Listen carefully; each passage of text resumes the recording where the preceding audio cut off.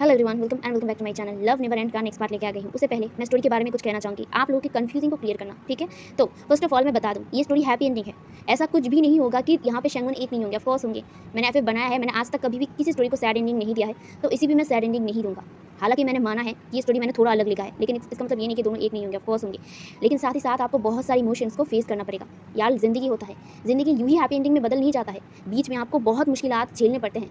हम लोग जैसे सैड और हैप्पीनेस एक साथ नहीं पाते हैं, ठीक वैसे ही एफएफ पर भी सैड और हैप्पीनेस एक साथ कभी नहीं आएगा। हाँ, इसमें आप लोगों को सैडनेस फील करना पड़ेगा, हैप्पीनेस फील करना होगा, हर एक इमोशन आपको मिलेगा, जेलसी, गुस्सा, रिवेंज एंड ऑल, ये सब कुछ मैंने इस एफएफ में दिया है अपनी पूरी कोशिश करके। आई होप मेरे इमेजिनेशन को आप लोग अप्रिशिएट करेंगे। मैंने अपनी हर कोशिश इस एफएफ में लगाई है। मैंने पहले भी बताया है, ये एफएफ थोड़ा हटकर है, मैंने हटकर बनाया है, लेकिन मैं कोशिश करूँगी कि मैं आप लोगों की बातों को ध्यान में रखकर इस स्टोरी को ज़्यादा पेनफुल नहीं बनाऊंगी, ठीक है। हाँ, पेनफुल मतलब इतना पेनफुल नहीं है, बीच में आप लोगों को हर एक चीज़ का सच्चाई जानने को मिलेगा। जो क्रुअलिटी है ना, जो दुनिया का क्रुअलिटी है ना, वो आपको देखने को मिलेगा इस एफएफ पर। तो आई होप आप लोग समझ रहे हो कि किस तरह का एफएफ होने वाला है ये। अगर इस एफएफ को कोई पसंद ना कर रहा है तो प्लीज़ बिना हेटेड कमेंट के आप लोग इस एफएफ को स्किप कर सकते हो। लेकिन मैं बता दूँ, ये स्टोरी हैप्पी एंडिंग है, सब कुछ हैप्पी होगा, आखिर में जाके सब लोग खुश होंगे। आई होप मैं समझा पाई हूँ। तो अब स्टोरी पर आते हैं। लास्ट पार्ट में हमने देखा था कि वी वुशियान और शीयुन का पहली मीटिंग हो गई थी। हाँ, वी वुशियान ने पहले भी शीयुन को देखा था, लेकिन उस तरीके से नहीं जिस तरीके से वो रात को क्लोजली देख पाया था, जहाँ पे वी वुशियान की नज़र तो उस ओमेगा के स्माइल पर चला गया था। वो स्माइल बहुत स्टर्निंग, बहुत क्यूट, बहुत एडोरेबल, बहुत इनोसेंट था। एंड उस स्माइल में हमारा वी वुशियान खो गया था। उसके बाद वी वुशियान तो अपने रूम पर चला गया था एंड नेक्स्ट मॉर्निंग ये हो गया था, शादी भी कंप्लीट हो गया था यानी का। एंड जांग यानी की शादी के बाद अब वो लोग बैंक्वेट में क्लैन के बारे में बात कर रहे थे। दूसरी तरफ शीयून और जाओ फेई अब वहाँ से निकल चुके थे, क्योंकि अब उन लोगों का वहाँ पे कोई काम नहीं है। वो लोगों ने अपना काम खत्म किया, और वैसे भी इस काम में उन लोगों को पैसा भी मिला, अच्छा खासा पैसा, जहाँ पे अंकल जाओ के पास बहुत सारे मनी दिया गया था इन लोगों के काम के लिए। एंड इससे अंकल जाओ बहुत ज़्यादा खुश थे, जहाँ पे शीयून और जाओ फे भी खुश थे। इन पैसों से वो लोग फसल उगाएंगे अपने गांव पर। हाँ, वो लोग अपनी खेती बाड़ी कर कर ही पैसा कमाते हैं, खाना खाते हैं। वो गांव छोटा था, वहाँ पे लोग बहुत ज़्यादा इनोसेंट, बहुत ज़्यादा प्यारे हैं, जहाँ पे जाओ फे, शीयून और अंकल जाओ मिलकर इस गांव को और भी ज़्यादा सुंदर बनाने की कोशिश कर रहे थे। इसीलिए वो लोग ऐसे काम, प्लान में जाके जो भी काम मिलता है वो लोग करते हैं, पैसे कमाते हैं एंड उसके बाद वो लोग गाँव में इस पैसे को तरक्की के लिए लगाते हैं। एंड इस वजह से वो लोग इस काम के लिए जिन क्लैन गए थे, वो भी एक अच्छा खासा पैसा उन लोगों को मिल गया था। इस पैसे से वो लोग गाँव का बहुत अच्छे तरीके से चेंजेस कर पाएंगे, बहुत अच्छे से फसल उगा पाएंगे, बहुत अच्छे से उस फसल को लाइक जो भी उस फसल से होता है, फ्रूट्स एंड पोटैटोज़, ये सब कुछ वो लोग मार्केट में बेचते हैं एंड उससे उनको और भी ज़्यादा अर्निंग होती है। तो यहाँ पे इसी के लिए वो लोग इस पैसों को ले जा रहे थे एंड बहुत ज़्यादा पैसा उन लोगों को मिला था, क्योंकि जिन क्लैन अमीर क्लैन में था एंड उनके काम को देखकर वो लोग बहुत ज़्यादा खुश हुए थे, जिस वजह से उन लोगों ने पैसा भी डबल अमाउंट में दिया था एंड इसीलिए अंकल जाओ भी बहुत ज़्यादा खुश थे। तो वो लोग यहाँ से डायरेक्ट अब अपने गाँव पहुँचते हैं। गाँव में छोटे छोटे बच्चे जो दौड़ कर शीयून और जो जाओ फे था उन दोनों को घेर लिया था एंड वो लोग अंकल जाओ की तरफ भी जाते हैं। असल में वो जो छोटे छोटे बच्चे थे, वो छोटे छोटे बच्चे शीयून और जाओ फे को बहुत ज़्यादा प्यार करते हैं, क्योंकि वो शीयून और जाओ फे इन बच्चों का बहुत अच्छे से ध्यान रखते हैं। हर बार जब भी वो लोग नाइट हंट या फिर जब भी कोई काम के लिए वो लोग बाहर जाते हैं, उन बच्चों के लिए वो ज़रूर सब कुछ खरीदते हैं, उन लोगों के लिए चीज़ें खरीदते हैं। एंड आज भी वैसा ही था, उन लोगों ने बच्चों के लिए बहुत सारी चीज़ें खरीदे थे, कैंडीज़, कपड़े, फिर खाने की चीज़ें, वो सब कुछ खरीदा था, जहाँ पे जाओ फे और शीयून मिलकर खुशी खुशी सब कोई खाना, कैंडी, कपड़े बांट रहे थे एंड सारे बच्चे खुशियों के मारे चिल्ला भी रहे थे। और वो लोग जाओ फे को और शीयून को हक भी कर रहे थे एंड अंकल जाओ भी, वो लोग भी खुश थे। एक छोटी सी परिवार की तरह था ये गाँव। शीयून के लिए ये पूरा गाँव ही उसका परिवार था, जहाँ पे शीयून सबको बहुत प्यारी तरीके से हर चीज़ देता है, जहाँ पे बच्चे ये सब कुछ पाकर बहुत ज़्यादा खुश होते हैं एंड वो लोग इसे लेकर वहाँ से चले जाते हैं। जहाँ पे शीयून उन बच्चों को देख रहा था, उसके चेहरे पर स्माइल था, जहाँ पे जाओ फे भी उन बच्चों के साथ वहीं पर चली जाती है। अब यहाँ पे शीयून और अंकल जाओ ही थे। अंकल जाओ शीयून की तरफ देखता है और वो कहता है शीयून, जहाँ पे शीयून अंकल जाओ की तरफ देखता है और वो कहते हैं हाँ अंकल, जहाँ पे अंकल जाओ कहते हैं शुक्रिया। ये सुनकर जो शीयून था, शीयून कहता है शुक्रिया, पर क्यों? लेकिन दूसरी तरफ जो अंकल था, अंकल कुछ नहीं कहते, जहाँ पे शीयून कुछ देर सोचने के बाद वो स्माइल करता है और वो कहते हैं अंकल, मुझे सॉरी नहीं, आप लोगों का प्यार चाहिए, आप लोग जैसे मुझे प्यार करते हो मुझे सिर्फ यही चाहिए, और प्लीज़ मुझे थैंक यू मत कहिए। जहाँ पे ये सुनने के बाद जो अंकल जाओ था, अंकल जाओ नोट करते हैं। यहाँ पे अब सीन कट होता है और ऐसे ही हमें पूरे एक हफ्ते बाद दिखाया जाता है। हमें अब यहाँ से डायरेक्ट हीलिंग डायनेस्टी दिखाया जाता है। हीलिंग डायनेस्टी पर वी वुशियान अपनी सभा में थी। वो सभा में सारे मंत्रियों के साथ कुछ सेक्ट ड्यूटी के बारे में बात कर रहा था एंड कुछ गाँव के बारे में बात कर रहा था, जहाँ पे वो मंत्री जो सीनियर मंत्री होता है ना, वही खड़ा होकर उन सब गाँव के बारे में बता रहा था कि उन गाँव में अभी क्या क्या ज़रूरत थी। जहाँ पे विंग बैठ कर ये सब कुछ सुन रहा था, जहाँ पे उसके साइड पर ही एक इंसान बैठा हुआ था, मतलब एक लेडी बैठी हुई थी, एक ओमेगा लेडी, जहाँ पे वो चुपचाप मतलब उन मंत्रियों की बातों को सुन रहा था। जहाँ पे वी वुशियान उन मंत्रियों से पूछ रहा था कि आखिर उन गाँव में हुआ क्या है। असल में यहाँ पे जो मंत्री बोल रहा था, महाराज गाँव बाकी सब गाँव तो ठीक है, लेकिन यहाँ पे कुछ गाँव हैं जो हमारे अंडर नहीं है। जहाँ पे ये सुनकर वी वुशियान कहता है, जैसे कि जहाँ पे वो मंत्री कहता है, जैसे कि चेंगशी गाँव बहुत छोटा सा गाँव है एंड वो हमारे क्लैन के अंडर नहीं आता है। वो बहुत छोटा सा गाँव है एंड सिख से भी बहुत दूर है। और एक गाँव है जिसका नाम लांगशिंग ही है। वो गाँव बहुत बड़ा है, लेकिन वो हमारे अंडर नहीं है। जहाँ पे जो वी वुशियान था, वो वुशियान कहता है तो उसे हमारे अंडर करो। जहाँ पे जो मंत्रिया कहते हैं हम लोगों ने कोशिश किया था, लेकिन वो गाँव हमारे अंडर नहीं आना चाहते हैं। जहाँ पे ये सुनकर वी वुशियान कहता है, क्यों? हम सारे फैसिलिटीज़ तो उनको प्रोवाइड करते हैं, तो क्यों वो लोग हमारे अंडर नहीं आना चाहते हैं? जहाँ पे वो मंत्री कहता है, हम लोगों ने उनको समझाया था, हम लोगों ने आपका न्योता भी दिया था कि हम उन लोगों को सारी फैसिलिटीज़ देंगे, वो लोग अच्छे से मान जाएँ और वो उनके अंडर आ जाए, लेकिन वो लोग नहीं आना चाहते हैं। उन लोगों ने साफ साफ मना कर दिया है। स्पेशली चेंगशी गाँव नहीं आना चाहता है। मैंने बहुत बार उनको समझाया, लेकिन वो लोग मना कर दिया है। जहाँ पे वो लोगों ने यही कहा है कि वो लोग किसी सेक्ट के साथ कनेक्टेड नहीं होना चाहते। वो लोग सेक्ट और जो कल्टिवेशन हॉल है उससे दूर ही रहना चाहते हैं। जहाँ पे ये सुनकर वी वुशियान नोट करते हुए कहता है, ठीक है, मुझे लगता है उन लोगों को इन सबसे दूर ही रखना चाहिए। जहाँ पे जो मंत्री कहते हैं, हाँ, और वैसे भी उस सेक्ट में कोई कल्टिवेटर नहीं है और ना ही हमारे लिए कोई खतरे की बात है। वहाँ पे बहुत से नॉर्मल इंसान रहते हैं जो लोग कल्टिवेशन भी नहीं करते हैं, और कुछ लोग होंगे जो कल्टिवेट करते हैं, लेकिन उन लोगों में इतनी हिम्मत नहीं कि वो लोग हमारे ऊपर जाए। जहाँ पे ये सुनकर जो वी वुशियान था वो कहता है, समझ गया मैं। जहाँ पे वी वुशियान यहीं पर बैठ कर बस सोच रहा था, तभी उस सभा में एक सैनिक दौड़ कर आता है और वो मतलब वहाँ पर आकर हाँफते हुए कहता है, किंग। जहाँ पे ये सुनकर जो वी वुशियान था वो उस सैनिक की तरफ देखता है और वो कहता है, क्या हुआ? जहाँ पे वो सैनिक कहता है, कुछ गाँव में हमले हुए हैं एंड जिस वजह से कुछ लोग आपके पास हेल्प मांगने के लिए आए हैं। जहाँ पे ये सुनकर वी वुशियान उन लोगों को भेजने के लिए कहता है, जहाँ पे कुछ लोग वहीं पे आते हैं एंड उन लोगों की हालत भी ख़राब था, लेकिन वो लोग वहाँ तक आ गए थे राजा से शिकायत करने के लिए। जहाँ पे कुछ लोग वहाँ पे आकर कहते हैं, महाराज हमें मदद कीजिए, वहाँ पे कुछ आदमियाँ, कुछ सैनिक हमला कर दिया है, हमारे गाँव को जला रहे हैं। जहाँ पे ये सुनकर वी वुशियान कहता है, कौन, किसने किया ये सब कुछ? जहाँ पे एक और जो बुजुर्ग इंसान था वो कहता है, विन क्लैन ये सब कर रहे हैं। विन क्लैन हमारे ऊपर हमला कर रहे हैं, हमारे परिवार को मार रहा है, जला रहा है। हम लोगों ने बहुत बार उनको विनती किया कि ऐसा ना करें, लेकिन वो लोग हमारे ऊपर हमला कर रहे हैं। जहाँ पे वी वुशियान ये सुनकर अपने थ्रोन से खड़ा हो गया था गुस्से में, और वो कहता है, क्या विन क्लैन की हिम्मत कैसे हुई ये सब कुछ करने के लिए? जहाँ पे जो वी वुशियान गुस्सा हो गया था। दूसरी तरफ जो उनके मंत्रिया वो कहते हैं, महाराज आप शांत हो जाइए, हम लोग कुछ सैनिक को भेजते हैं उन लोगों को बचाने के लिए। जहाँ पे वी वुशियान कहता है, नहीं, मैं खुद जाऊँगा, और मैंने लास्ट वार्निंग दिया था विन क्लैन को कि वो लोग ऐसे हरकतें ना करें। ये सब कुछ मेरे अंडर आता है, मेरे क्लैन्स और मेरे गांव के ऊपर अगर उन लोगों का नज़र है तो मैं उस नज़र को हटा कर रहूँगा। मैंने लास्ट वार्निंग दिया था, लेकिन विन क्लैन ये सुनने वाला नहीं है। अगर उन्होंने अपनी ये वॉर शुरू किया है तो ख़त्म मैं करूँगा। जहाँ पे ये कहकर वो अपने सुई बयान को अपने हाथ में लेता है और वो वहाँ से निकल जाता है। उनके पीछे डजन्स सैनिक थे, बहुत सारे सैनिक जो उनके साथ चल रहे थे। जहाँ पे जो वो लेडी थी, जो ओमेगा लेडी, वो वहाँ पे बैठा हुआ था। वो उठकर वो बोलता है, महाराज रुकिए। जहाँ पे ये सुनकर वी वुशियान वहीं पर रुक गया था। वहाँ पे वो ओमेगा वी वुशियान के सामने आता है और वो कहता है, मुझे आपसे कुछ बात करना है, प्लीज़ आप कमरे पर आइए। जहाँ पे वी वुशियान सैनिकों की तरफ देखता है और वो नोट करता है, वी वुशियान उस ओमेगा के साथ कमरे पर आता है। जहाँ पे वो ओमेगा कहती है, वी वुशियान ये तुम क्या कर रहे हो? जहाँ पे वी वुशियान कहता है, मैं क्या कर रहा हूँ मतलब? जहाँ पे वो ये कहकर वो उस ओमेगा की तरफ देखता है और वो कहता है, वेंचिंग मुझे पता है कि तुम यही सोच रहे हो कि मैं आखिर विन क्लैन के साथ क्या करूँगा। फिक्र मत करो, विन क्लैन को मैं कुछ नहीं करूँगा, लेकिन इस बार मैं सबक सिखाऊंगा। जहाँ पे ये सुनने के बाद जो वेंचिंग कहता है, वादा करो कि तुम ये विन क्लैन को कुछ नहीं करोगे। जहाँ पे वी वुशियान अपनी आंखों को टाइटली बंद करता है, उसे बहुत ज़्यादा गुस्सा आ रहा था। वो अपने आप को शांत करते हुए वेंचिंग की तरफ देखता है और वो कहता है, वेंचिंग देखो मेरी तरफ और मेरी बात ध्यान से सुन। इतने दिनों से और इतने महीनों से मैं इन सबको बख्श इसीलिए ही रहा हूँ क्योंकि वो तुम्हारा क्लैन है, वो तुम्हारा घर है, इस वजह से। लेकिन उन लोगों ने अब हद कर दिया। मेरे गाँव जो मेरे अंडर है, जो मेरी प्रॉपर्टी में आता है, वहाँ पे वो हमला कर रहा है। तो वो डायरेक्ट मुझे चुनौती दे रहे हैं युद्ध के लिए, इसीलिए मैं अब अपने आप को नहीं रोक पाऊँगा। ऐसी लगातार उन्होंने कई बार ऐसी गलतियाँ की हैं जिनके लिए मैंने माफ़ कर दिया है विन क्लैन को, सिर्फ तुम्हारे लिए। इसका मतलब ये नहीं कि मैं हर बार उनको माफ़ करूँगा। मैंने उनको लास्ट वार्निंग दिया था, लेकिन उन्होंने नहीं सुना, तो अब वो लोग अपना सज़ा भुगतेंगे। जो उनके साथ होने वाला है। जहाँ पे ये सुनकर वेंचिंग डर गई थी। वेंचिंग वी विशान का हाथ टाइटली पकड़ता है और वो कहता है, विंग प्लीज़ प्लीज़ तुम कुछ भी करो लेकिन विन क्लैन को बर्बाद मत करना प्लीज़, उसे बर्बाद मत करना। मैं तुमसे हाथ जोड़ता हूँ, मैं तुमसे विनती करता हूँ कि तुम प्लीज़ विन क्लैन को कुछ मत करना। जहाँ पे वी विशान उस हाथ को झटकते हुए कहता है, वेंचिंग इस बार मैं कुछ नहीं कर सकता, अगर इस बार भी मेरी बातों पर वो लोग नहीं मानेंगे तो मैं युद्ध के लिए ऐलान कर दूंगा। जहाँ पे वो ये कहकर वहाँ से चला जाता है गुस्से में। जहाँ पे वेंचिंग बैठ जाती है नीचे। उसे डर लग रहा था, उसे पता है कि वो विशान आखिरी वार्निंग के बाद जाके अगर वो इसकी बात ना मानता हूँ तो उसकी हालत क्या होता है, उस क्लैन का क्या हालत होता है।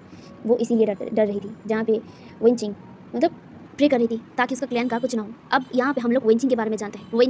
वेंचिंग वी विशान का शादी किया हुआ ओमेगा है। जहाँ पे वी विशान ने वेंचिंग से शादी किया था, लेकिन एक बात मैं क्लियर कर दूँ, वी विशान ने शादी किया था वो भी फोर्सफुली। इसमें उसकी कोई मर्जी नहीं था। एक तरफ से कह सकते हो कि वो वेंचिंग को बचाने के लिए ही वेंचिंग से शादी किया है। असल में वेंचिंग वेन क्लैन का राजकुमारी थी, यानी कि वेन रोहान का step daughter. And step daughter होने की वजह से उसे उतना अच्छा ट्रीटमेंट वेन क्लैन से नहीं मिलता था। एंड उसका जो एक भाई था वेनिंग को भी अच्छा ट्रीटमेंट बिल्कुल भी नहीं मिलता था। वेन क्लैन उन लोगों का घर था, लेकिन वेन क्लैन में उन लोगों का अच्छा इज्जत नहीं मिलता था। जहाँ पे वी विशान एक बार जब वेन क्लैन आई थी, वेन क्लैन में विंग ने वेंचिंग को देखा था। वेंचिंग को किस तरह से लोग जालिम करते थे, किस तरह से वेन क्लैन के लोग ही वेंचिंग को गंदी नज़र से गंदी टच किया करते थे।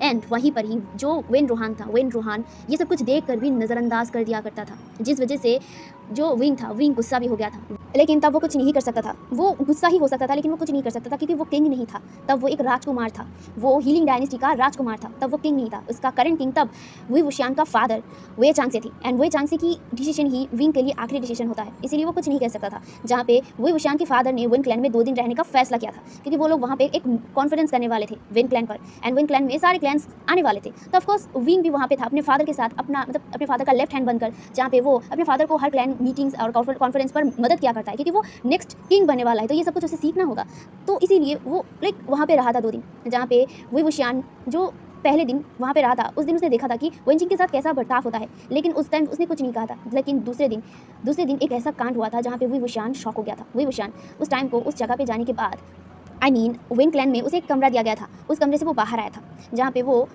टहल रहा था, क्योंकि उसे अच्छा फील नहीं हो रहा था। लेकिन तभी उसके कानों पर आवाज़ आया था चीखने की, चिल्लाने की। जहाँ पे ये आवाज़ सुनने के बाद वी विशान उस चिल्लाने की आवाज़ की तरफ बढ़ रहा था। वो धीरे धीरे वहाँ पे बढ़ रहा था एंड वो एक कमरे पर आकर रुक गया था। उस कमरे से बहुत तेज़ चिल्लाने की आवाज़ आ रही थी और कोई इंसान उस चिल्लाने की आवाज़ को कम करने के लिए उसके मुँह पर कोई हाथ रख रहा था। ये समझ आ रहा था विंग को। एंड विंग उस रूम को देखने के बाद कुछ देर उसे देखता है। उसके बाद वो उस जो डोर था उसे लात मार के खोल दिया था। एंड वहाँ का नज़ारा देखकर विंग एकदम शॉक हो गया था। विंग जो अपने मुंह पर हाथ रख लिया था एंड अपनी आंखों पर भी उसने अपनी आंखों को बंद कर लिया था। जहाँ पे एक इंसान, एक अल्फा वेंचिंग के साथ कुछ बहुत ही बुरा करने की कोशिश कर रहा था, ज़बरदस्ती करने की कोशिश कर रहा था। जहाँ पे वेंचिंग के जो रोप थे वो फटे हुए थे, बहुत जगह पे फटा हुआ था।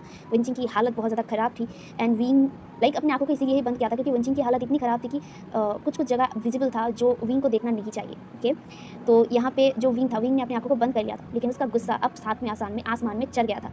वो ये सब कुछ नहीं देख सकता था। जहाँ पे विंग ने अपनी आंखों पर आइस फोल्डर लगाया, क्योंकि वो ये सब कुछ नहीं देखना चाहता था अपनी आंखों से। उसने अपने आइस पर आइस फोल्डर लगाकर ही उस कमरे पर एंट्री किया। और जैसे कि वो एक योद्धा है, ऑफ कोर्स वो कड़ी ट्रेनिंग करता है, अपने आंखों को बंद कर भी वो हर नॉइजेस को सुन पाता था। एंड इसी के दौरान ही वो उस अल्फा को पकड़ लिया था एंड वो वेंचिंग से उस अल्फा को अलग किया था। उस अल्फा को अलग करने के बाद वो उस अल्फा को लेकर वहाँ से बाहर निकल गया। बाहर निकलने के बाद उस अल्फा को वो ज़मीन पर फेंक दिया और वो अपने आइस फोल्डर को वहाँ से अपने आइस से वो फोल्डर को उतारा था। और उसके बाद वो उस अल्फा को बहुत ज़्यादा मारा था। इतना ज़्यादा मारा था क्या, वो अल्फा ऑलमोस्ट मरने की कगार पे था। जहाँ पे सब लोग वहाँ पे इकट्ठे हो गए थे एंड सब लोग विंग को देख रहे थे, विंग के गुस्से को देख रहे थे, क्योंकि विंग का गुस्सा बहुत ज़्यादा अलग था। और उसकी जो फेरोमोन्स थे, एग्रेसिव वाले फेरोमोन्स, जहाँ पे गुस्सा था, एग्रेशन था और सबसे ज़्यादा डोमिनेटेड फेरोमोन्स वो निकल रहा था। विंग एक स्ट्रॉन्ग अल्फा था और डोमिनेटेड भी था। उसके फेरोमोन्स से इंसान मर भी सकते हैं। जहाँ पे जो उस फेरोमोन से कुछ लोग तो सिक फील कर रहे थे, उसे अच्छा नहीं लग रहा था आसपास के लोगों को, लेकिन को कोई भी उसे कोई भी फ़र्क नहीं पड़ता है। वो तो गुस्सा था इस अल्फा से। इसकी हिम्मत कैसे हुई किसी ओमेगा को इस तरह से ह्यूमिलिएट करने की, इस तरह से रेप करने की कोशिश किया था उस अल्फा ने, तो इसलिए वो जमकर उस अल्फा को मारा था। दूसरी तरफ विंचिंग बहुत ज़्यादा रो रही थी। उसने अपने आप को ब्लैंकेट से ढक लिया था। जहाँ पे विंग ने उस अल्फा को ऑलमोस्ट मरने पर छोड़कर वो उस रूम पर कुछ ओमेगास को लेकर गया था। हाँ, उसने कुछ ओमेगास को लिया और उसके बाद वो उस रूम पर गया और बोला कि उसे सही तरीके से फिक्स करो। जहाँ पे उस ओमेगास ने वेंचिंग को अच्छे से फिक्स करवाया, वेंचिंग को अच्छे रोप पहनाया, उसे सही तरीके से एकदम प्रेजेंटेबल बनाया। उसके बाद वेंचिंग को बाहर लाया गया। वेंचिंग बहुत ज़्यादा रो रही थी क्योंकि उसकी हालत बहुत ज़्यादा ख़राब थी। वहाँ पे उसकी बहन मतलब विंचिंग की ऐसी हालत सुनकर जो विनिंग था, विनिंग भी दौड़ के आ गया था और विनिंग ये सब कुछ देखकर बहुत ज़्यादा लाइक टूट गया था, वो रो भी रहा था। वो एक अल्फ़ा था, लेकिन वो एक कमज़ोर अल्फ़ा था। उसे देखकर ही लग रहा था कि वो कमज़ोर है, वो अल्फ़ा होकर भी कुछ भी नहीं कर पाया, वो इसी चीज़ के लिए बहुत ज़्यादा रो रहा था। जहाँ पे विंग ने विंचिंग को लेकर सभा गया था, आई मीन विन क्लैन के सभा पर, एंड ये सब कुछ मतलब विन रोहान के सामने विंग ने बताया एंड उसने कहा कि ये सब कुछ उनके बेटी के साथ हुआ है, लेकिन विन रोहान ने इससे ज़्यादा कुछ रिएक्ट नहीं किया। ये देखने के बाद विंग का गुस्सा अब तो एकदम चढ़ गया था। विंग ने बहुत ज़ोर से चिल्लाते हुए कहा कि आप किस तरह के बाप हो, हाँ आपकी वजह से आपकी बेटी आज यहाँ तक, अगर आप अपने क्लैन के लोगों को, अपने क्लैन के अल्फाज को सही सीख देते तो आज ये सब कुछ आपके क्लैन में नहीं होता है। वो आपकी बेटी है, लेकिन आपको फिर भी कोई परवाह नहीं है। भले ये आपका स्टेप डॉटर है, लेकिन फिर भी वो आपकी डॉटर तो है ना। आपने इतनी घिनौनी सोच अपने दिमाग में रखा ही कैसे? मैं क्या ही कहूँ आपको। आप जैसे जो घटिया क्लैन लीडर की वजह से आज इन सब क्लैंस में ऐसी हालत होती है। आज भी ओमेगास को कमज़ोर माना जाता है आप लोगों की वजह से। जहाँ पे वो ये सब कुछ गुस्से में कहा था एंड उसकी फेरोमोन्स जब बाहर आती है तो पूरी सभा में लोगों की हालत ख़राब हो गई थी। विंग के आसपास काला धुआं इकट्ठा होने लग गया था। इतनी देर तक तो वो अपने आप को रोक रहा था, अपने पावर को रोक रहा था, लेकिन वो एक डेमोनिक कल्टिवेटर है तो ऑफकोर्स उसके पास पावर है और वो डार्क एनर्जी यूज़ करते हुए ही उसके मतलब जो विन रोहान था, विन रोहान का गला पकड़ लिया था अपनी डार्क एनर्जी से। जहाँ पे जो विन रोहान था, विन रोहान डर गया था। विन रोहान ने बहुत विनती किया विंग से अपने आप को छोड़ने के लिए। फाइनली जाके जब विंचिंग ने विंग से कहा कि प्लीज़ उनके फादर को छोड़ दो, तब जाके विंग ने छोड़ा था। जहाँ पे विंग का गुस्सा अभी भी था, लेकिन उसने कुछ नहीं कहा था। जहाँ पे जो विंग था, विंग विंचिंग की तरफ देख रहा था, विंचिंग रो रहा था, लेकिन फिर भी वो अपने जो फादर था, फादर का फिक्र कर रहा था। जहाँ पे विंग को उस मतलब विंचिंग के ऊपर भी गुस्सा आ रहा था, लेकिन वो कुछ नहीं कहता है। जहाँ पे उस सभा में जितने भी लोग थे वो लोग विंचिंग के बारे में उल्टा सीधा बोल रहे थे, क्योंकि उन लोगों को पता चल गया था कि विंचिंग के साथ आखिर क्या क्या हुआ है। एंड विंचिंग अब एक प्योर ओमेगा नहीं रही है, अब कौन विंचिंग से शादी करेगा एंड ये सब कुछ सभा में चल रहा था। एंड ये सब कुछ विंचिंग के कानों पर भी आ रहा था, विंचिंग की आंखों से आंसू निकल रहा था। वो वहाँ पे खुद को ह्यूमिलिएट फील कर पा रहा था, लेकिन वो कुछ नहीं कहता है, वो अपने सिर को नीचे कर दिया था। जहाँ पे विंग ने ये सब कुछ नोटिस किया था, विंग को बहुत ज़्यादा गुस्सा इन सब पर आ रहा था, लेकिन वो अपने आप को संभालता है और वो गहरी से ब्रेथ लेता है और वो जो विन रोहान था, विन रोहान की तरफ देखता है और वो कहता है एंड सबकी तरफ देखते हुए कहता है, आप लोगों को अगर प्रॉब्लम हो रहा है कि इस ओमेगा से कौन शादी करेगा, तो फिर ठीक है, मैं करूँगा उससे शादी। वो विंचिंग को बचाना चाहती थी, क्योंकि विंचिंग इनोसेंट एक ओमेगा है, उसके ऊपर किस तरह से प्रेशर दिया जा रहा था एंड विंचिंग इससे डिप्रेशन में जा सकती है। एंड विंग ये नहीं चाहता है, वो बचाना चाहता है उस ओमेगा को, इसीलिए उसने मान लिया था, उसने विंचिंग से शादी करने के लिए मान लिया था एंड विंचिंग से शादी करने के लिए तैयार हो गया था। एंड फाइनली जैसा उसने कहा था, विंचिंग को उसने शादी किया एंड उसे लेकर अपने क्लैन आ गई, बस उसे बचाने के लिए। उसके अंदर विंचिंग को लेकर कोई भी लाइक रोमांटिक फीलिंग्स नहीं था, बस वो सिर्फ उस नरक से विंचिंग को बचाना चाहती थी। दैट्स वाई वो विंचिंग से शादी किया था, लेकिन शादी से पहले ही वो विंचिंग से बता दिया था कि वो विंग से ज़्यादा उम्मीद ना रखे।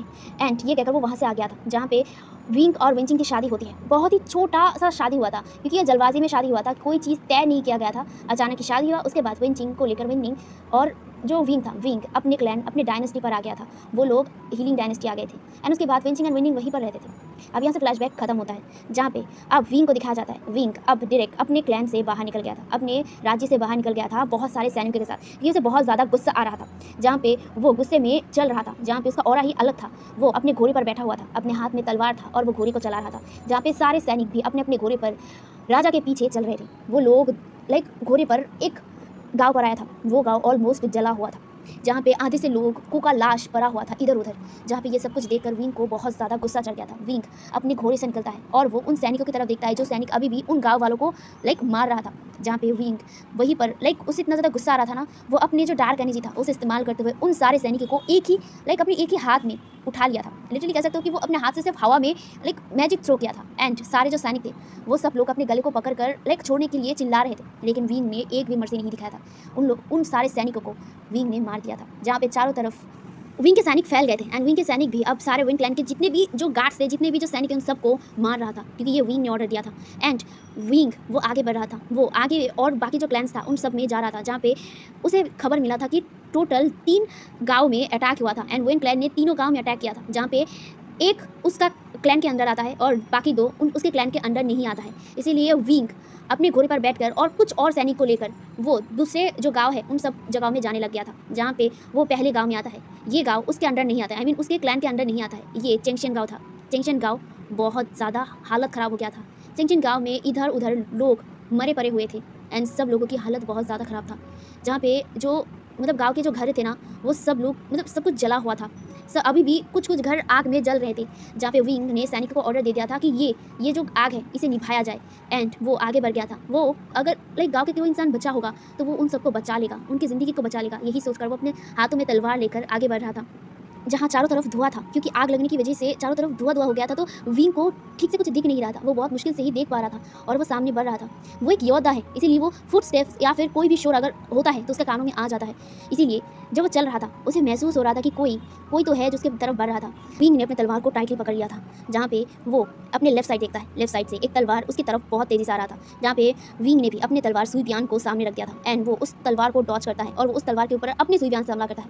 वो तलवार पीछे चला गया था एंड किसी ने उस तलवार को अपने हाथ में पकड़ लिया था। एंड वो अब उस तलवार को लेकर सीधा विंग के ऊपर हमला करने लग गया था लगातार। विंग भी अपने स्किल दिखा रहा था, अपने तलवार से अपने एक हाथ को पीछे लेकर वो अपने दूसरे हाथ से राइट हाथ से वो तलवार को लेकर लड़ रहा था और वो डिफेंस कर रहा था और वो बार भी कर रहा था। वो समझ नहीं पाया कि ये कौन है। ये देखकर लग रहा था, विंग को देखकर समझ आ गया था कि ये जो इंसान जो उसके साथ लड़ाई कर रहा है ये उन वेन सैनिकों में से कोई नहीं है। उसका जो ड्रेसअप था वो ब्लैक कलर का था एंड उसके फेस पर लाइक मास्क लगा हुआ था, उसका फेस दिखाई नहीं दे रहा था। जहाँ पे वो इंसान लगातार विंग के ऊपर हमला कर रहा था, विंग भी हमला कर रहा था। जहाँ पे वो लड़ते हुए ही कहता है, कौन हो तुम और तुम यहाँ कैसे। जहाँ पे वी विशान की बातों को सुनकर वो इंसान कोई जवाब ना देते हुए लगातार उसके ऊपर हमला कर रहा था। एंड अब उस इंसान का जो हमला था ना वो अब एग्रेसिव हो रहा था एंड ये विंग को समझ आ रहा था। विंग भी लाइक एग्रेसिवली उस इंसान के ऊपर हमला कर रहा था एंड वो इंसान भी, जहाँ पे वो इंसान बहुत ही प्रॉपरली लड़ रहा था। विंग को समझ आ गया था कि ये बहुत अच्छा फाइटर है, बहुत अच्छा कल्टिवेटर है, जिस वजह से विंग को भी थोड़ा बहुत मुश्किलात हो रहा था लड़ने में। लेकिन वो भी द हीलिंग पैट्रियार्क है, द डेमोनिक किंग है, तो उसे ऑफकोर्स ये ज़्यादा टाइम उसके लिए नहीं लगेगा लड़ाई कंप्लीट करने में। इसलिए वो एक फोर्स के साथ अपनी सुई बियान को फ्लैश करता है एंड दूसरी तरफ वो जो इंसान तलवार से लड़ रहा था वो तलवार डायरेक्ट नीचे गिर जाता है। एंड ये देखकर जो इंसान वी वुशान के ऊपर हमला कर रहा था वो वहाँ से भागने लगता है एंड वी वुशान भी उसके पीछे दौड़ने लगता है। वो अपने डार्क एनर्जी से उसके ऊपर हमला करने लगता है। लेकिन अजीब बात तो ये था कि वी वुशान का डार्क एनर्जी उस इंसान के ऊपर काम ही नहीं कर रहा था। ये कैसे हो सकता है, जहाँ पे वो अपनी पूरी डार्क एनर्जी से उस इंसान को पकड़ने की कोशिश करता है, अपनी डार्क एनर्जी से उस इंसान को अपनी तरफ खींचने की कोशिश करता है। लेकिन अजीब बात ये हो गई कि वो विशान की डार्क एनर्जी उस इंसान के ऊपर काम ही नहीं किया। इनफैक्ट वो इंसान ईजिली वहाँ से भाग रहा था। वो विशान को समझ नहीं आया, नहीं वो अब ये सब कुछ सोच नहीं पा रहा था। वो डायरेक्ट अब अपने स्पिरिचुअल पावर से दौड़ने लगता है, उड़ने लगता है एंड वो उस इंसान के पीछे दौड़ रहा था। लेकिन वो इंसान उससे भी ज़्यादा चालाक होकर एक स्मोक छोड़ दिया था एंड उस स्मोक की वजह से वो विशान ठीक से कुछ देख नहीं पाया एंड इसी का फ़ायदा उठाकर वो इंसान वहाँ से गायब हो गया, वैनिश हो गया। वो विशान उसे ढूंढता ही रह गया, लेकिन वो इंसान कहीं पर भी नहीं था। वो इंसान वहाँ से भाग गया था। वो विशान शॉक था, हैरान था। आज तक कोई भी वो विशान के डार्क एनर्जी से नहीं बच पाया है, लेकिन ये कौन था जो वो विशान के डार्क एनर्जी से बच गया। इनफैक्ट उसकी खुद की डार्क एनर्जी लाइक उस इंसान को खींच भी नहीं पाया, टच तक नहीं कर पाया। हाँ, वो तलवार को ब्लो कर पाया था, फ्लैश कर पाया था, लेकिन इसके अलावा डार्क एनर्जी उस इंसान के ऊपर काम क्यों नहीं किया। विशान को अजीब लगा। तभी उसके कानों पर और एक आवाज़ आया, लेकिन ये करहानी का आवाज़ था। वही विशान आसपास देखने लगा, लेकिन उसे कुछ दिखाई नहीं दिया। उसे कुछ दिख ही नहीं रहा था, यहाँ पे कोई नहीं था, लेकिन फिर भी करहानी का आवाज़ वही विशान के कानों पर आ रहा था। वही विशान धीरे धीरे लाइक पॉन्ड के पास जा रहा था। हाँ, यहाँ पे लाइक एक पॉन्ड था जहाँ का आवाज़ विंग को समझ आ रहा था, सुनाई दे रहा था। पानी का जो आवाज़ होता है ना रात के टाइम पर, ठीक वैसे ही मतलब आवाज़ आ रहा था। तो वो वहाँ जा रहा था जहाँ पे वो उस पॉन्ड के सामने जाकर रुक गया था एंड वो चारों तरफ देखने लगा था। ये पॉन्ड उतना बड़ा तो नहीं है क्योंकि ये गांव छोटा है, तो ये पॉन्ड इतना बड़ा नहीं है, लेकिन पॉन्ड के आसपास बहुत सारे पेड़ थे, पौधे थे, जहाँ पे वो एक जगह पे जाके उसकी आंखें रुक गया था। वहाँ पे कोई था, वो विशान को लाइक ठीक से दिखाई नहीं दे रहा था। ऑफकोर्स लाइक वो जो इंसान था वो पेड़ के एकदम पीछे छुपा हुआ था, जैसे कि वो बच रहा था। जहाँ पे वो विशान को ये समझ आ गया था, वो विशान अपने पावर से उड़ते हुए उस पेड़ के सामने आ गया था एंड वो धीरे धीरे उस पेड़ के सामने चला गया, जहाँ पे वो देखता है कि कोई इंसान है जो करहा रहा था एंड उसके जो स्टमक था वहाँ पे खून लगा हुआ था एंड उसके हाथ पर भी कट लगा हुआ था। विंग उस इंसान की तरफ बढ़ रहा था एंड जैसे कि उस इंसान ने ये महसूस कर लिया था, वो इंसान डर गया था। वो अपने घुटनों को टाइटली पकड़ लिया था और अपने फेस को अपने घुटनों पर छुपा लिया था। वो डर रहा था और वो बोलता है, प्लीज़ प्लीज़ मुझे छोड़ दो, प्लीज़ मेरे पास मत आना, मेरे पास मत आना, प्लीज़ मुझे छोड़ दो, मुझे छोड़ दो। जहाँ पे वो विशान उसके सामने ही बैठ गया था और वो कहता है, शांत हो जाओ, मैं तुम्हारा दुश्मन नहीं हूँ, मैं तुम्हें नहीं मारूंगा। जहाँ पे वो इंसान फिर भी डरते हुए कहता है, प्लीज़ मुझे छोड़ दो, प्लीज़ मुझे छोड़ दो। जहाँ पे वो विशान जो मतलब अपने हाथ को सामने आगे बढ़ाते हुए उस इंसान के हाथ पर अपना हाथ रखता है और वो कहता है, शांत हो जाओ, मैं तुम्हारा दुश्मन नहीं हूँ और मैं तुम्हें मारने नहीं आया हूँ, मैं तुम्हें बचाने आया हूँ। कौन हो तुम और तुम यहाँ कैसे। जहाँ पे ये सुनने के बाद वो इंसान एकदम स्टिफ हो गया था। वो इंसान जो डरते हुए कहता है, आप मुझे मारोगे तो नहीं ना, मुझे नहीं मारोगे ना। जहाँ पे वो इंसान की बातों सुनकर जो विंग था वो कहता है, हाँ मैं तुम्हारा दुश्मन नहीं हूँ और मैं तुम्हें मारने नहीं आया हूँ, बल्कि मैं तुम्हें बचाने आया हूँ। तुम हो कौन। और तुम ठीक तो हो ना? तुम्हें तो चोट लगा है, कट लगा है। जहाँ पे जो वो इंसान था, वो इंसान अपने सिर को थोड़ा-सा ऊपर करते हुए कहता है, मैं बच रहा था। वो लोग मार देंगे, वो लोग मार देंगे, वो लोग मार देंगे। यही वो बार-बार बोल रहा था। जहाँ पे वो विशान उसे शांत करते हुए कहता है, शांत हो जाओ, शांत हो जाओ। तुम पैनिक मत हो, मैं हूँ ना, मैं तुम्हें बचाऊँगा, ओके? जहाँ पे वो इंसान जो अपने फेस को इस बार पूरी तरीके से ऊपर उठा लिया था। वो विशान पहले तो उस इंसान का फेस देखा नहीं था, क्योंकि जो इंसान था ना, वो ना अपने घुटनों पर अपने फेस को छुपा के रखा था। लेकिन अब जब उस इंसान ने अपने फेस को ऊपर उठाया, वो विशान एकदम शॉक हो गया। और वो कहता है, तुम? जहाँ पे ये सुनने के बाद वो इंसान अब जाके वी विशान की आंखों में देखता है, एंड जैसे विंग शॉक था, ठीक वैसे ही वो इंसान भी शॉक्ड होते हुए कहता है, तुम? जहाँ पे वो विशान कहता है, शियुन? जहाँ पे वो इंसान भी एकदम सेम टाइम पर कहता है, वी विशान? जहाँ पे वी विशान वो कहता है, तुम यहाँ तुम यहाँ क्या कर रहे हो? तुम ठीक तो हो ना? जहाँ पे दूसरी तरफ शियुन, जिसकी आंखें धीरे धीरे बंद हो रही थी, एंड ये विभूषण ने देख लिया था। विभूषण डायरेक्ट शियुन को अपने गोद में उठा लिया था। शियुन के स्टमक से अभी भी खून निकल रहा था।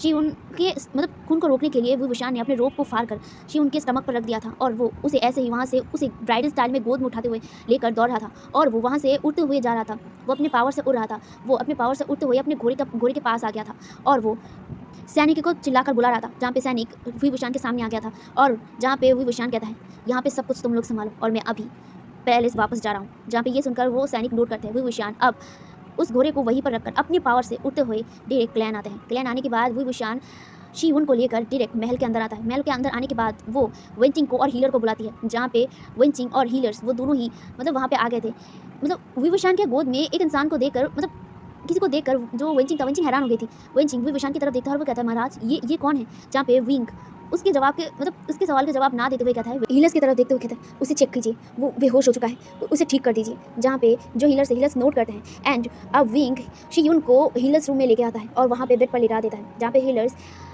शियुन के जो वुंड्स थे वहाँ पे लाइक जो लेप होता है ना, जड़ी बूटियों का लेप, उसे लगाने लगता है, उसे साफ़ करने लगता है। उस रोप में जितना खून लगा होता है उसे साफ़ करने लगता है।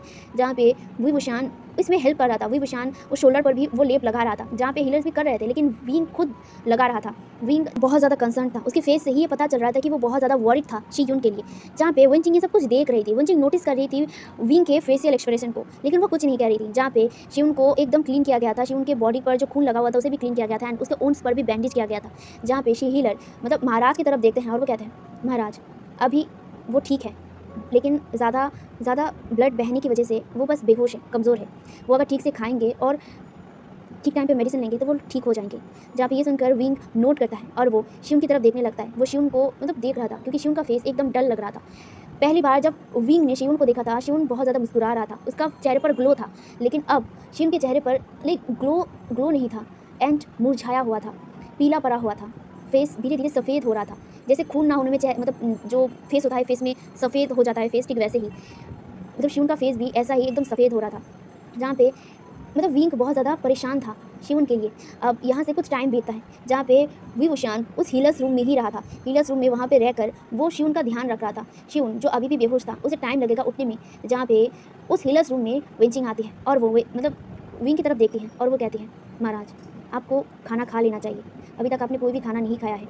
जहाँ पे जो विंग था, विंग नोट करते हुए कहता है, मैं खाऊंगा, मैं बाद में खा लूँगा। जहाँ पे वेंचिंग जो मतलब अपने आप को और रोक नहीं पाती है और वो कहती है, विंग ये कौन है? जहाँ पे ये सुनने के बाद जो विंग था, विंग वेंचिंग की तरफ देखती है और वो कहती है, ये शियुन है।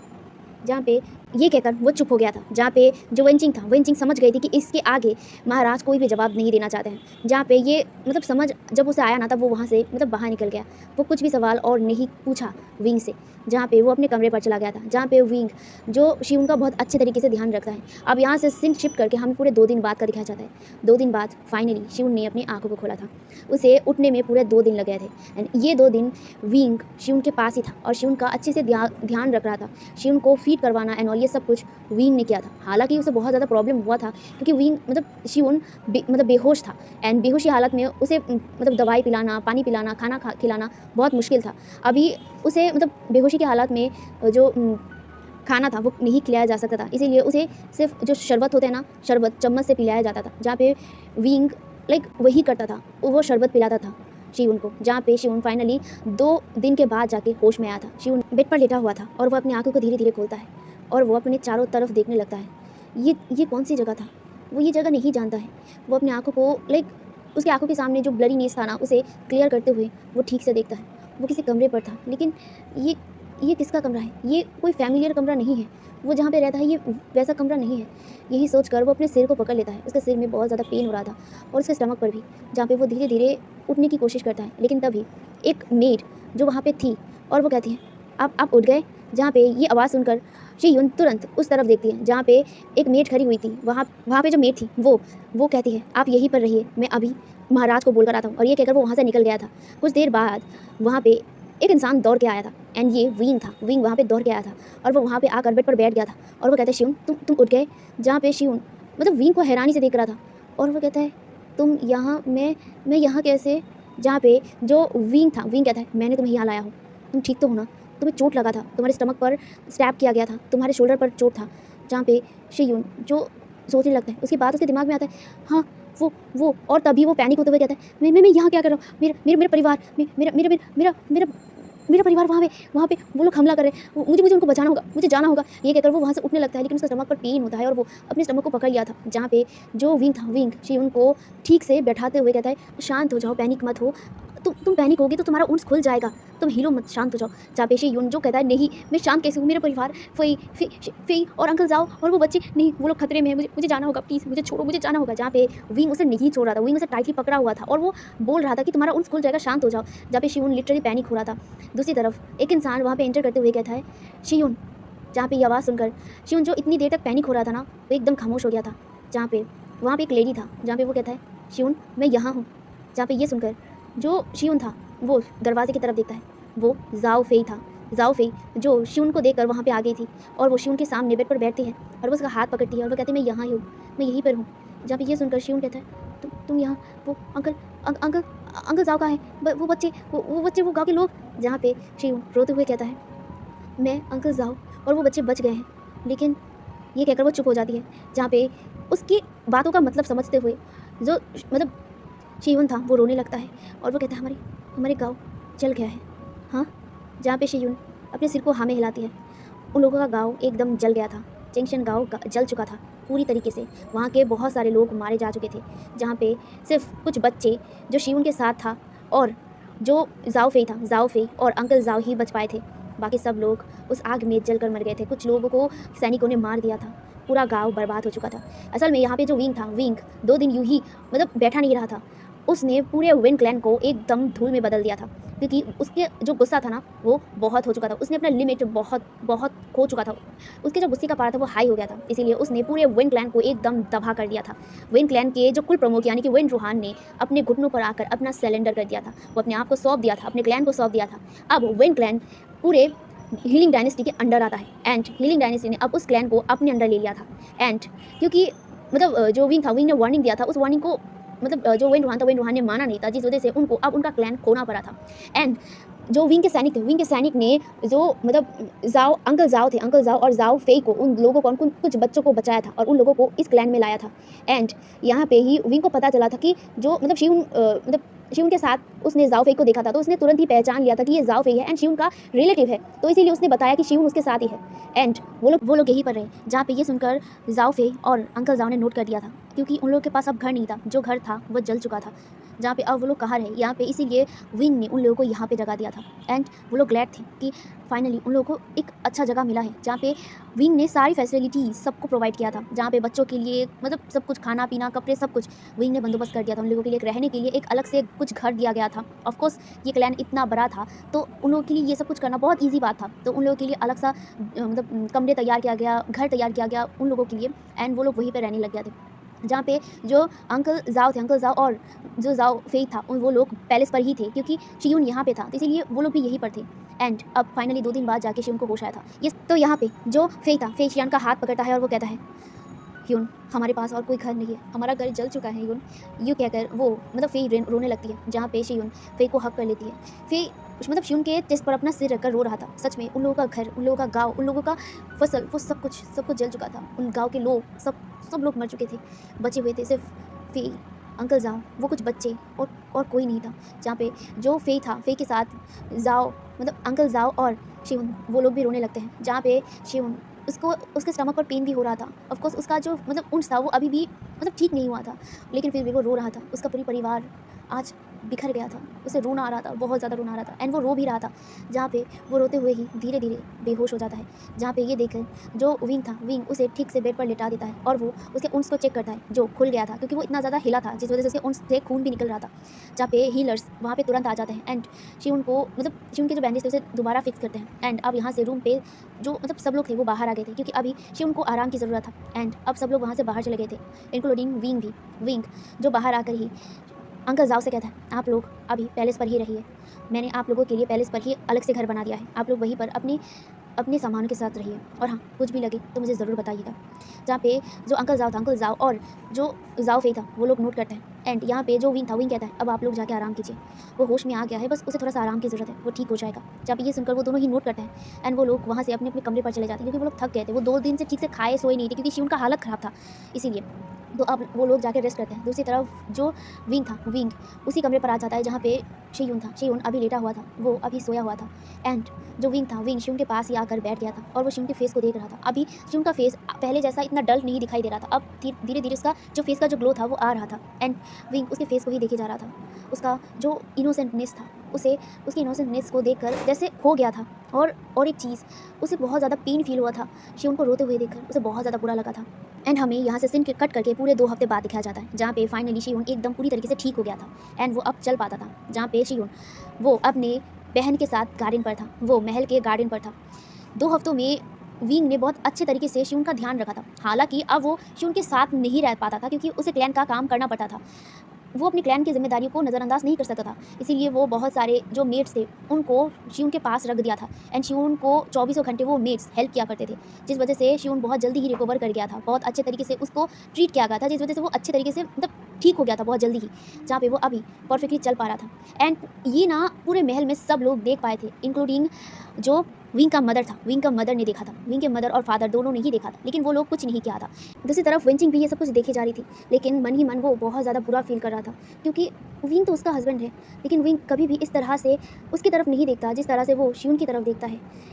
विंग जब भी शियून की तरफ देखता है उसकी नज़र में कुछ तो अलग होता है जो विंचिंग देख पाया था, और विंचिंग ये नज़र को देखकर उसे बुरा फील होता है, क्योंकि विंग कभी भी विंचिंग की तरफ उस नज़रिए से नहीं देखता है जिस नज़रिया से वो शियून की तरफ देखता है। एंड ये चीज़ विंचिंग को बहुत ज़्यादा बुरा लगता है। खैर, लेकिन वो कुछ नहीं कहती, वो सिर्फ देखी जा रही थी। 2 हफ्तों से विंग मतलब अपने काम को ख़त्म करने के बाद वो एक बार ज़रूर शियून के पास जाता है मिलने के लिए। खैर, तो अभी यहाँ से सीन कट होता है और हमें डायरेक्ट रात का दिखाया जाता है। रात को गार्डन पर शियून था, शियून गार्डन पर बैठा हुआ था और वो चाँद को देख रहा था। वो चाँद में जैसे खो गया था, तभी वहाँ पे विंग आता है। विंग जो शियून की तरफ देख रहा था, चाँद की रोशनी में शियून का चेहरा ग्लो कर रहा था, जहाँ पे विंग वहीं पर शियून के सामने ही शियून के पास ही बैठ जाता है।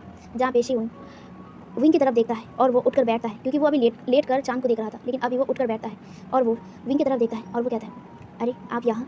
जहाँ पे विंग स्माइल करता है और वो कहता है, तुम अभी भी नहीं सोए जाके। जहाँ पे शियून मतलब छोटा सा स्माइल करता है और वो कहता है, नहीं, मुझे नींद नहीं आ रहा है, बस इसीलिए चाँद को देखने आ गया। जहाँ पे विंग चाँद की तरफ देखते हुए ही कहता है, अच्छा तुम्हें चाँद बहुत पसंद है ना। जहाँ पे जो शियून था, शियून के चेहरे पर एक बड़ा सा स्माइल आ जाता है और वो कहता है, हाँ मुझे चाँद बहुत ज़्यादा पसंद है, बहुत ज़्यादा। जहाँ पे ये सुनकर जो विंग था, विंग भी स्माइल करता है और वो शियून की तरफ देखता है और वो कहता है, तुम चाँद में क्या ढूंढते हो। जहाँ पे ये सुनकर शियून डायरेक्ट विंग की तरफ देखता है। विंग जो अपने फेस को हटा लिया था और वो डायरेक्ट चाँद की तरफ देख रहा था, जहाँ पे शियून अब विंग की तरफ देख रहा था। विंग ने नोटिस नहीं किया कि शियून के फेस का एक्सप्रेशन चेंज हो गया था।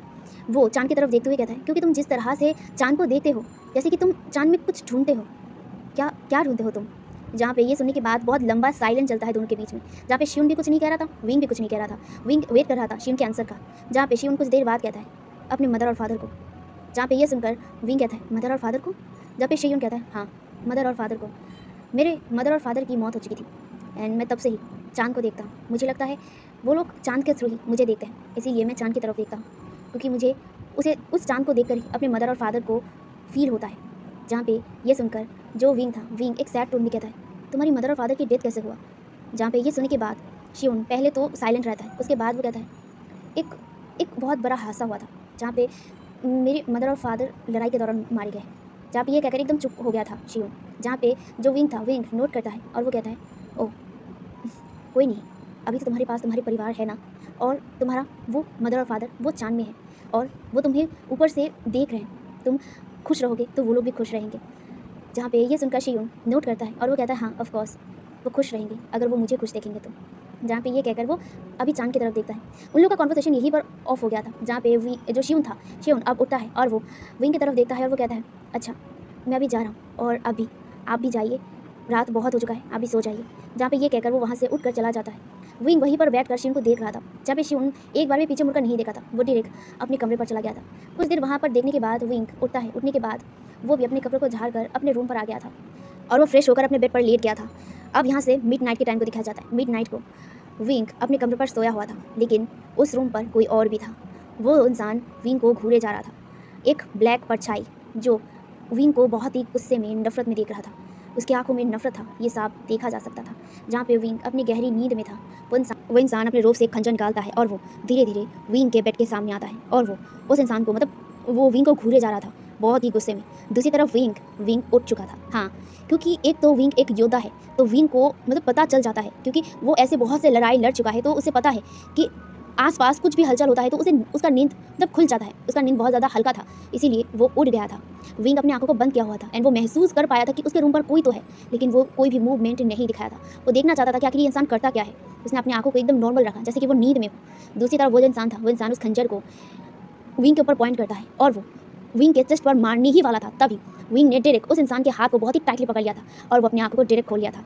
एंड अंधेरा था, जिस वजह से विंग को उस इंसान का फेस नहीं दिख रहा था। दूसरी तरफ वो इंसान शॉक हो गया था, लेकिन फिर भी वो अपने मार्शल आर्ट टेक्निक से अपने आप को छुड़ा लेता है विंग से। जहाँ पे विंग जो बहुत टाइटली पकड़ा हुआ था, लेकिन उस मार्शल आर्ट एक्ट से विंग के हाथ से उस इंसान का हाथ छूट जाता है। वो जो इंसान था वो अब मार्शल आर्ट करते हुए अपने पैरों से विंग के पैरों पर मारता है, जिस वजह से विंग जो नीचे गिर गया था, लेकिन फिर भी उसने बैलेंस कर लिया था अपने एक हाथ से। वो बैलेंस कर उठता है, वो भी अब मार्शल आर्ट यूज़ करने लगता है और वो इस इंसान के साथ लड़ने लगता है। वो भी अपने मार्शल आर्ट यूज़ कर रहा था। विंग को तो समझ नहीं आया कि आखिर ये है कौन, दुश्मन, उसका कोई दुश्मन ही होगा। यही सोचकर वो अपने मार्शल आर्ट से उस इंसान से लड़ रहा था। वो भी कम मार्शल आर्ट नहीं जानता है। विंग हैरान था कि इसका स्किल बहुत ज़्यादा एकदम शार्प था एंड एक मार्शल आर्ट जो टेक्निक्स थे बहुत ज़्यादा यूनिक थे। आज से पहले कभी भी विंग ने ऐसे मार्शल आर्ट्स नहीं देखे हैं। वो जो मार्शल आर्ट्स करता था वो अलग था, वो हीलिंग का मार्शल आर्ट्स था, लेकिन ये किस तरह का मार्शल आर्ट्स था, जहाँ पे वो जो इंसान था बहुत ही फ्लेक्सिबली एकदम हवा में जैसे उड़ते हैं ना, ठीक वैसे ही हवा में उड़ते हुए मार्शल आर्ट्स करता है एंड वैसे ही विंग के साथ लड़ता है। विंग को बहुत ज़्यादा चोटें लगी थी, क्योंकि वो जो इंसान जो मार्शल आर्ट कर रहा था ना, वो मार्शल आर्ट्स बहुत ज़्यादा यूनिक थे, जिस वजह से विंग को प्रॉब्लम हो रहा था। और दूसरी बात, अंधेरा था, कमरा अंधेरा था, जिस वजह से ठीक से दिख नहीं रहा था। दूसरी तरफ वो जो इंसान था वो लगातार अब मार्शल आर्ट्स के दौरान विंग के ऊपर हिट कर रहा था। विंग भी कम हिट नहीं कर रहा था उस इंसान के ऊपर, वो भी कर रहा था। एंड विंग जो अंधेरे की वजह से ठीक से कुछ दिख नहीं पा रहा था, वो उस इंसान के हाथ को कैसे भी बहुत ही मुश्किल से उस इंसान के हाथ को टाइटली पकड़ लिया था। इस बार उसकी मुट्ठी उसकी पकड़ने का जो ग्रिप है ना वो बहुत ज़्यादा टाइट था, जिस वजह से वो जो इंसान था वो रुक गया था। वो इंसान अपने हाथ को खोलने की कोशिश कर रहा था, लेकिन इस बार विंग ने बहुत टाइटली पकड़ लिया था। जहाँ पे वो अपने तालिस्मान के थ्रू लाइट्स को ऑन कर देता है और वो इस बार उस इंसान की तरफ देखता है, लेकिन वो इंसान एकदम अपने पूरे फेस को ढका हुआ था। उसके फेस की 1 इंच तक नहीं दिख रही थी, सिवाय उसकी आंखों के, जो आंखें भी ठीक से समझा नहीं जा सकता है कि आंखें कैसी है। जहाँ पे विंग वो कहता है, कौन हो तुम और तुम मुझ पर हमला क्यों कर रहे हो, क्या तुम मेरे दुश्मन हो। जहाँ पे वो इंसान कुछ नहीं कहता, वो इंसान अब सोचने लगता है। जहाँ पे विंग समझ पा रहा था कि वो इंसान यहाँ से भागने की प्लान कर रहा था, लेकिन विंग इसे कैसे भागने दे। जहाँ पे विंग जो उस इंसान के दोनों हाथ को टाइटली पकड़ लिया था, जहाँ पे जो वो इंसान था वो इंसान अब घबरा गया था। ये पैनिक फेस पैनिकनेस ये विंग समझ पा रहा था, लेकिन विंग एक स्मग करता है, वो कहता है, तुम भले ही जितने स्किलफुल हो, लेकिन तुमने मुझसे पंगा लेने की कोशिश किया है, इतनी आसानी से जाने तो मैं नहीं दूंगा। जहाँ पे विंग नोटिस करता है ये जो इंसान है ये विंग से हाइट में छोटा है। दूसरी तरफ विंग की ये सब बातें सुनकर वो जो इंसान था वो अब हड़बड़ा गया था, वो कुछ सोच नहीं पाता है और वो एक वो पहले रुक गया था, लेकिन उसके बाद जैसे कि विंग को फील हुआ कि वो इंसान हंसता है, लेकिन एक स्मग किया था। उसके बाद वो जो इंसान था वो इंसान नीचे देख रहा था एंड विंग कुछ समझ था। वो जो इंसान था अपने पैर, जो उसके दोनों पैर ही फ्री था, तो वो अपने पैर से ही एक लात धड़ाम से विंग के दोनों लेग के बीच में मारा था, यानी कि विंग के लोअर बॉडी पर। ये इसके लिए विंग एकदम ही तैयार नहीं था। ऑफ कोर्स वो योद्धा है, तो उसे पता है कि जो भी उसके साथ लड़ाई करेगा तो आमने सामने करेगा, लेकिन ये किस तरह का ट्रिक था जहाँ पे उस इंसान ने विंग के लोअर बॉडी पर एकदम लात मारा था। विंग जो उस इंसान के हाथ को छोड़ दिया था और वो देखी अपने लोअर बॉडी को पकड़ लिया था और वो जोर से चीखा था। जहाँ पे वो जो इंसान था वो इंसान विंग की तरफ देख रहा था, वो वहाँ पे खड़ा ही था, वो वहाँ से भागा नहीं था। वो अपने हाथ को क्रॉस करता है और वो नीचे झुककर विंग के फेस को देखता है। उसके फेस उस इंसान का फेस दिख नहीं रहा था, लेकिन विंग को समझ आ रहा था कि वो इंसान स्माइल कर रहा था, वो इंसान स्मोक कर रहा था। एंड विंग को तो समझ नहीं आया, विंग को इतना ज़्यादा दर्द हो रहा था कि वो कुछ समझने की हालत में नहीं था। उसके लोअर बॉडी पर इतना ज़्यादा पेन हो रहा था और दूसरी तरफ उसकी चीख से सारे जो सैनिक थे वो दौड़कर विंग के कमरे पर आने लगते हैं। एंड ये जब उस इंसान ने नोटिस किया, वो इंसान लास्ट बार विंग की तरफ देखता है, उसके बाद वो वहाँ से खिड़की से चुपचाप बाहर निकल गया था। जहाँ पे दूसरी तरफ विंग के रूम पर सैनिक एकदम दरवाज़ा को तोड़ कर आ गए थे अंदर, जहाँ पे वो जो सैनिक थे वो सब अपने राजा को देख रहे थे। जहाँ पे विंग बहुत ही बुरी हालत में था, जहाँ पे वो जो सैनिक थे वो कहते हैं महाराज क्या हुआ है, जहाँ पे वो जो मतलब विंग था, विंग बहुत ही मुश्किल से अपने मुंह से बस यही कह पाता है, वो खिड़की से बाहर भाग रहा है, जहाँ पे वो बस यही कह पाया था और वो अपनी ज़मीन पर लेट गया था क्योंकि उसे इतना ज़्यादा पेन हो रहा था। हे भगवान, तो आज का पार्ट मैं यहीं पर रखता हूँ। ऑलरेडी ये पार्ट बहुत लॉन्ग बना चुका हूँ, तो मैं सोच रही हूँ कि ऐसे ही लॉन्ग पार्ट बना कर इसे खत्म कर दूँगी, क्योंकि मुझे लग रहा है ज़्यादा से ज़्यादा लोग इस एफएफ को पसंद नहीं कर रहे हो। I don't know why. Comments में मतलब मैंने कमेंट जितना चेक किया है, कुछ लोग बोल रहे हैं कि आई डोंट लाइक शैंगवन एफएफ। खैर, अब मैं क्या ही कर सकता हूँ। अच्छा, अब आप लोगों के लिए मैं एक सवाल छोड़ के जा रहा हूँ। अब बताओ, विंग को किसने मारा है? ठीक है, आई मीन विंग के लोअर बॉडी पर लात मारा है, एंड वो इंसान कौन था जो विंग को मारने के लिए आया था? देखते हैं किन किन लोगों का सही होता है। तो अभी के लिए यहीं तक, बाय बाय।